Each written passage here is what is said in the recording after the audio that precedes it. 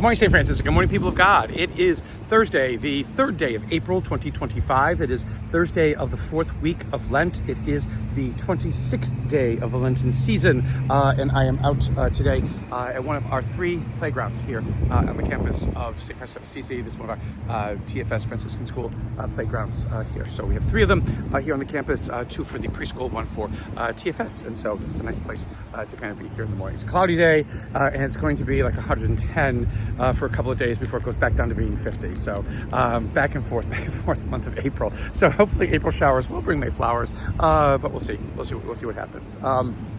So our readings for today again. So this is where the gospel especially gets a little bit complicated because it becomes more a theological treatise on the relationship that Jesus has with God and what that means for us, and to be able to understand that. And so it's long-winded, and there's a lot that Jesus says in it that seems more and more repetitive than getting to the point at times. But before we get to John's gospel today, we have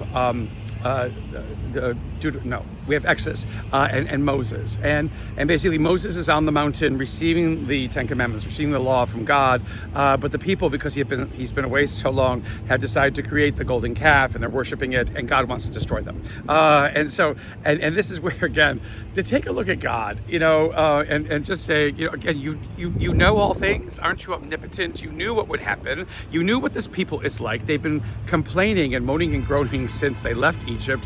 Why would you not think that they would go this route and what have you? And God is like, let me destroy them so I can create another nation. And it's like, really? So this is what it's all about? You're just somebody who gives up, or you're just such a flippant God that you don't really understand what's going on with humanity and what have you. And it's Moses then who pleads with God, to say, if you do this, then all the other nations and all the other gods, again, this understanding of more gods than the one God, are going to laugh at you, and they're going to say, oh, look, he took these people out of slavery in Egypt with these great acts just to destroy them in the desert. What kind of idiot God is this? And that's the reality. That's the truth. And Moses' ability to speak so upfrontly and so bluntly to God is another testament of the relationship that God has, with Moses.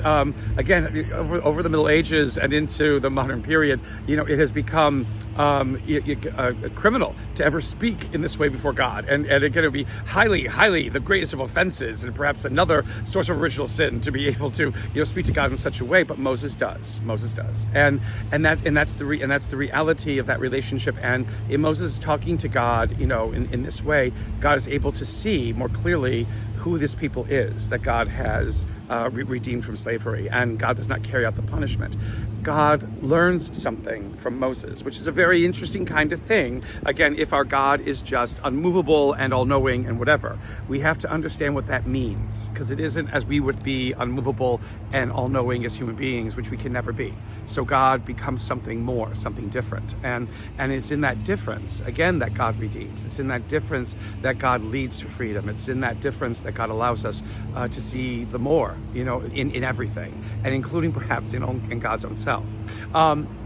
It is that kind of perhaps what Jesus is getting at as he begins again these long-winded soliloquies, in opposition to the Pharisees and their constant antagonism towards him.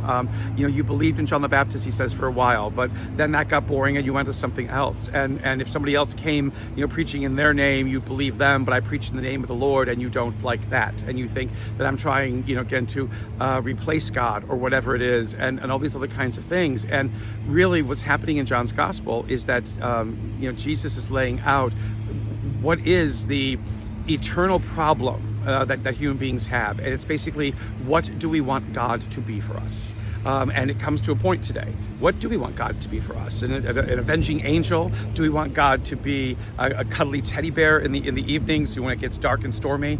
Do we want God to be some kind of miracle worker, an ATM of wishes, to get what we want? Or do we want a God who will challenge us to become what we are meant to be, and challenge this world to be what God intends it to be, and to lead us into glory because of it? Again, this tremendous question, again, that Jesus begins to ask and begins to probe with the scribes and the Pharisees. Who do they want God to be?